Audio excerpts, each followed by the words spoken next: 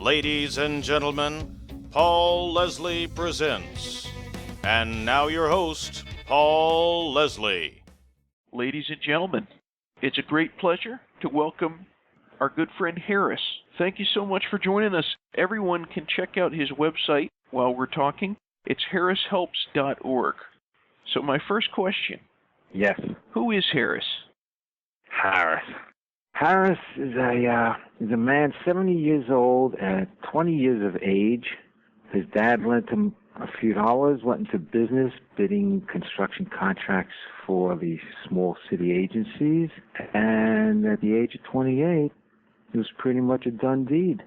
Semi-retired, traveled, hung out a little bit, started an interesting indoor farming business with my wife, which was successful, upstate New York. We sold that, traveled a little more, wound up in Florida, did the same thing there, sold that, and then by then my two sons were old enough. We started a car rental business with no cars. Well, not no cars, 4 cars. And after a couple of years, we had an 80-car fleet.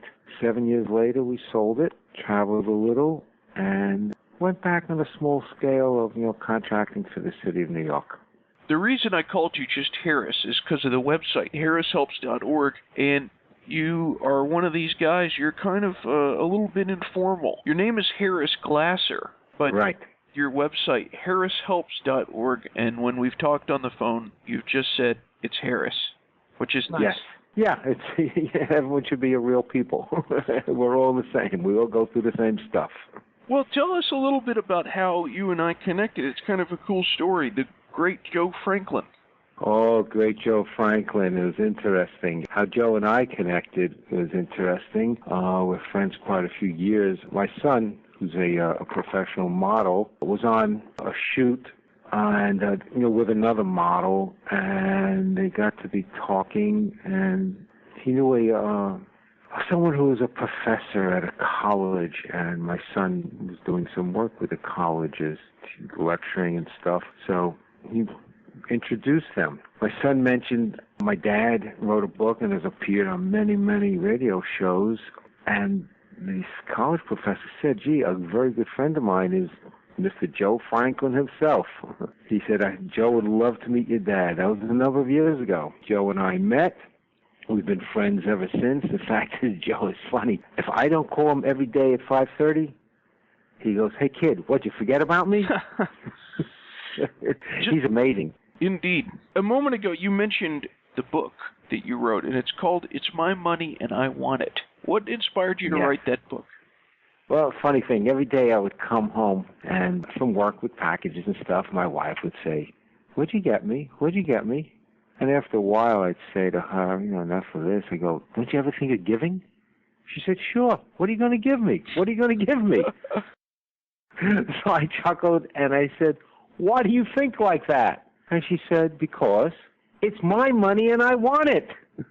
And so we got the title of the book. Actually, this thing that spurred the book itself, that was the title, was most of my life I didn't have health insurance, Paul. I was pretty healthy and didn't see a need. And it's a few years before Medicare would come in, I decided to get a policy, and my accountant asked me, Harris, why now? I said, well, it's a good bet. I'll pay a couple of years premiums, and I'll have millions of dollars in coverage. And after a short time, I submitted a small thing, and they didn't pay me, even though they said they would, because I wasn't familiar. And all of a sudden, I became aware that health insurance companies, they did not like insurance companies. You have a fire and you get paid for your damages. Your car is stolen, they pay you. Health insurance companies look for reasons not to pay you. So my broker, who had set me up, said, look, I feel bad. You're entitled to get paid. I'll have you reimbursed out of my own pocket. I said, no, I'll get them to pay me. She says, how do you do that? Appeal it? I said, no, I have my own ways. Sure enough, didn't take much, had them pay me. And then I said, I started seeing what they're doing to people. I said, this stops now. And so I wrote the book, and one of the chapters is how to collect from health insurance companies when they deny your claim without being sucked into the vortex of appeals. So, Paul, that's how that started. There's a couple of other things along the way. It was interesting. Well, let me ask you a question. Sure. Okay? When I first got married, my dad lent me money. I said, how much money do I have to make? How much do I have to be rich? Dad, how much do I have to be rich? So I asked you, Paul, how much money do you think you have to make to be rich? My goodness, it depends on where you are. Okay. It depends on what your standard of living is, I guess. Okay. I mean, to me, it doesn't take a lot. Right. But to a lot of other people, they have an idea of, $1 million a year or Right. whatever. Well, my dad answered me a very interesting answer. When I said, how much do I have to make? I have to be rich. He said, Harris, if you always spend $1 less than you earn, you'll always be rich. And if you always spend $1 more than you earn, no matter how much you earn, you're always going to be poor. So with that, I set off in business and in life. I was just getting married too at the time. It was I combined that with something a high school teacher once said to me. He said, Harris, one day you're going to be very successful. I said, why? He said, because lazy people find the best and easiest ways to do things. So the truth is I wasn't lazy, but I combined finding the best and easiest ways to do things with always spending $1 less than I earned. And I wound up living a life of what a friend of mine once said. He said, you live better than the very wealthy, because I never appeared to be working much but living very comfortably. So that when I was on Bloomberg radio, Tim Fox termed me the man who teaches us how to squeeze the most out of our orange. Interesting. Yeah. So, people think everyone wants to earn more money. Everyone needs more money. But what no one realizes is the amount you're earning now, you can just keep doing what you're doing, yet you do things slightly different, little adjustments, not in doing less, but the way you do the things, and you can actually have an excess of money left over every week, every month from your income, and you don't even realize you've been fighting to meet bills and make ends meet, have a few dollars, and all the time it's sitting there. And an economics professor once said to me, he says, Harris, he says, that's called consumer excess, and people don't know they have it. They're always struggling. So that's what I teach in the book. Well, on that note, what would you say is the best advice to anyone who feels like they're drowning? They just feel like it's just coming at them from all angles. Okay, so if you're talking about actually people, we're not talking health, right? Right. Although, we could talk, because I have some amazing stories on that and a life of that. If we're talking finances. So we're talking about debt. People are drowning, which has to mean they have collection companies coming after them, right? I mean, I just want to make sure, right, we're on the same page? Right. Okay. People with collection companies, and anything, by the way, I talk to you about, I've done with people. There isn't anything I talk about that I haven't done. If I'm talking about it, it's coming from 50 years of experience, and everything I say works. Right. First thing people have to do is they have to get the pressure off. They have letters and calls from collection companies, and usually they don't want to pick up the phone, right? They see it's a collection company. Right. Right? They're scared. Oh, no. Well, number one, we have to realize, in this country, you don't go to jail for owing money. Right. Right? There's no debtor's prison. Not anymore. Not anymore, right.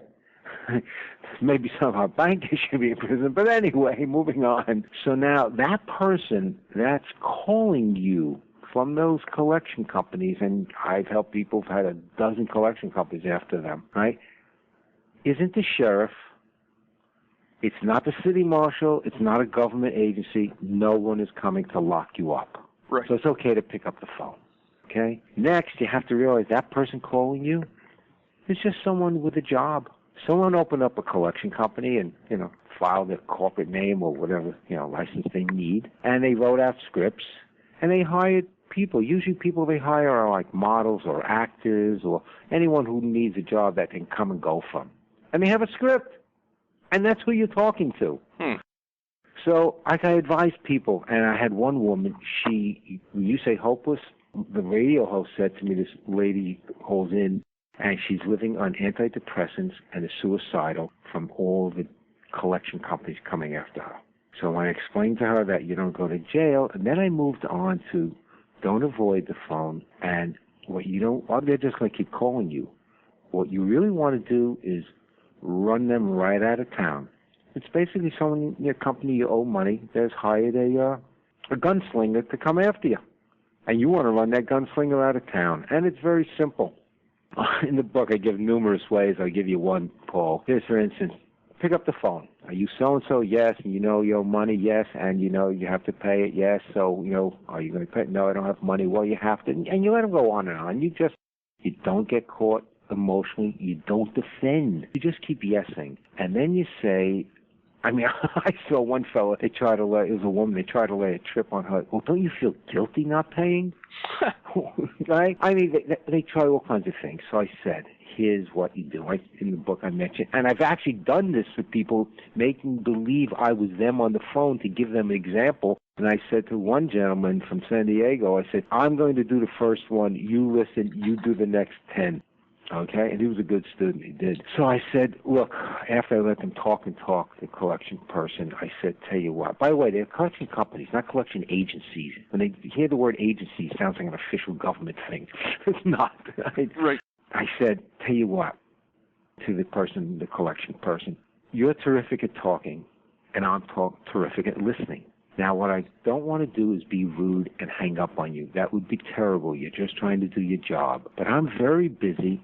I have a lot of chores. I have things to do. The first thing is I have a kitchen full of dishes.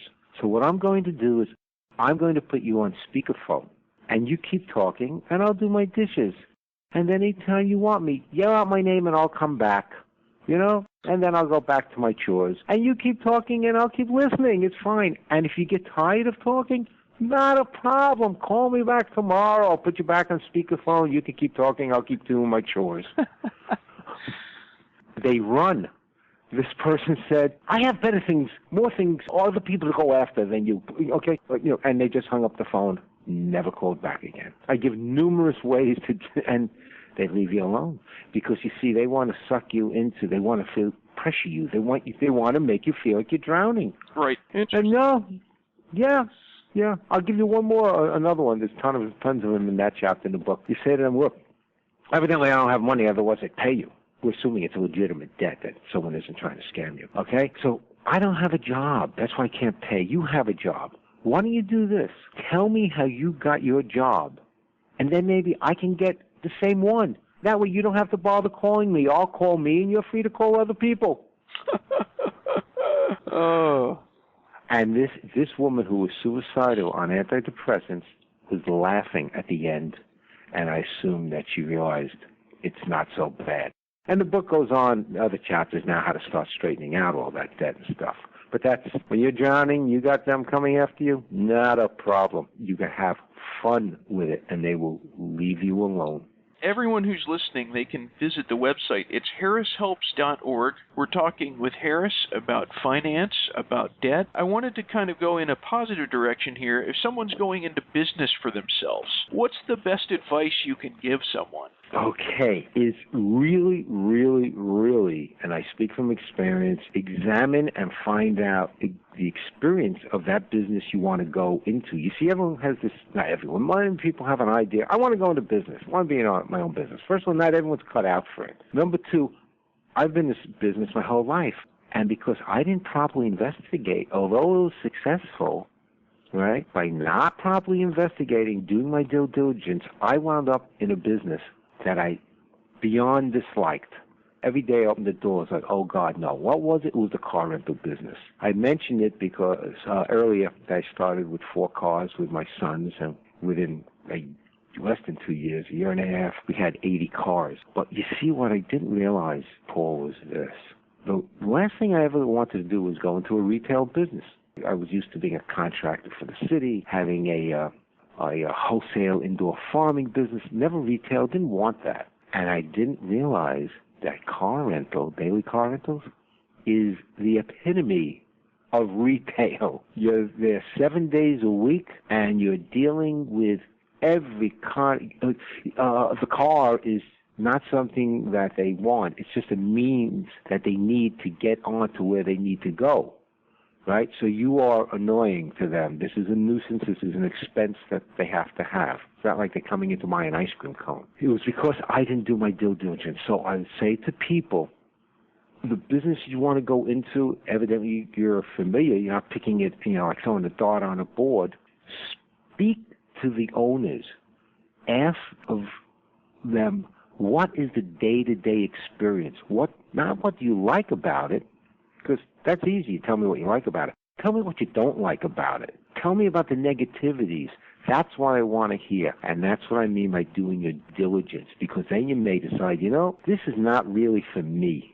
Or you may decide it is. But just don't say, hey, that looks like a nice business, I'll work for someone a little bit and then I'll go do it. No, not at all. We talked about it earlier. You said everyone, you can spend $1 less and kind of use that mindset. What is one thing anyone can do, whether they're in a good financial situation or a bad financial situation? What's something anyone can do to help their finances? Okay, first thing, whatever you go to do is, it's interesting. If you need to get something done, always get 3 estimates. A quick story is some people I know who had bought the book, heard noises in the attic of their house one night. They were really nutsy. They're up all night. It sounded like rodents and stuff. The next morning they called the exterminator, and the exterminator said, wow, you have a bad problem. It was $1,200. What the heck? They were about to do it. The wife was about to take out the credit card when the husband said, no, I know what Harris would do. He read the book. Well, they went ahead and got another 2 estimates. You're not going to, this story's in the book, right? You know how much they got it done for? What's the guy came? $32 versus $1,200. So what I'm saying is, my own nephew with my computer on Norton, I have Norton as a safe, they protect your computer viruses and stuff. And it was time to be renewed. It was $130 some odd dollars. And my nephew said to me, Uncle Harris, let me do this for you. And he went into the site a different way and then got it down to $80. And then he went in and searched for coupon stuff. How about, I tell you, this $130 item cost me $35. That was $100 left more in my checkbook. So what I'm saying is, the advice to everyone is just don't assume that you have to pay that amount. A woman I know rented a car. 4 weeks later, she got a bill saying, hey, we checked the car. The next day, there was a little crack in the windshield. Would you like us to charge a card or give us a new card? It was $500 some odd dollars. I happened to be, she was a secretary in an office I was in. She says, what would you do? And I said, here. She says, no, I'm not going to fight with big corporations. I said, I'm not telling you to fight. I'm telling you to write this simple little email. She wrote it. When I was in the office about a week later, she had a big smile. They sent her back a thing, we're sorry for the inconvenience we have caused you. There's no charge, and please come back as a customer. What I'm saying, Paul, is don't assume that you have to pay. You get a hospital bill. You don't have insurance. It's $10,000 for the night, right? They tend to charge those rates right. for whatever they do. And you think because it's a hospital that you have to pay it. No, if you brought your car into a garage, Paul, and you said there's noise in the engine, can you fix this? And they fixed it, and you came back 3 days later. They handed you a bill. All it said is balance due, $1,340. Would you pay it, or would you ask them what they did? You'd ask. Right. The fact is, you'd want to even see the parts that they replaced. Right. Well, you get a hospital bill for thousands and thousands of dollars, right? And they have all these codes listed, right? So much for this, so much for that, on and on. Right? Well, if you question them, like I showed people to question. For instance, we went down the codes. It was a bill that was actually $2,500 that got reduced down to the people for $1,000 to $1,000. And they had items like an MRS, $18. Ask the person, what's an MRS at the hospital? Oh, that's a mucus recovery system. Wow. That sounds terrific. What's a mucus recovery system? $18? Well, it turns out to be a box of tissues. It's like, okay, that's on you. I'll bring you a box of tissues. Next was an AIS. That was $12. What's that? Anti-inflammatory system. What is that? Turns out a bag of ice for $12. No. By the time I helped this person getting through the bill got reduced from $2,500 to $1,000. Again, it's everything I say. Get estimates. Question. Don't accept that you necessarily owe the money. This is in everything. Another woman, having trouble with her cell phone. They have 5 cell phones in their family. She called up complaining. She says, I don't want to do this contract anymore. They said, you're in a contract. You have to keep it. She said, well, she had read the book. She said, well, yes, but the contract is you have to provide me good service. No, I want a supervisor. You were doing something. You know what she got? They did something. $75 a month, every month credit off the bill. $900 left in her checkbook without earning more money, squeezing more juice out of the orange. I can go on all day with stories that people write me. Everyone can check out the website. It's harrishelps.org. And for my last question, yes, it's very open-ended for anyone who's listening to our interview. What would you like to say to those people? That's a great one. All these things I'm mentioning, calling the hospital, standing up, saying up to the health insurance company, they denied your claims, and you think, well, they only paid you partially. No, you should get paid the whole thing. They always find a reason not to pay you, on and on. Standing up for yourself. And most people say, oh, gee, I can't do that. I don't know. Maybe, Harris, you're different. You can. And the one thing I'd say is a great quote, and it's by Henry Ford. Whether you think you can or whether you think you can't, either way, you're right. Wow. Very good. Well, Mr. Glasser, or as you like to be called, Harris, thank you very much. It's been a great pleasure to have this interview. It's been wonderful. And people, you can. Just think you can. Make the calls, question the bills, stand up for yourself, and you'll be surprised how much more money you have left in your checkbook without earning more money. And you'll have a great time knowing, wow. It's a great thing you're doing. Thank you so much. Thank you, Paul. A pleasure. All right. Bye-bye. Right. Bye-bye.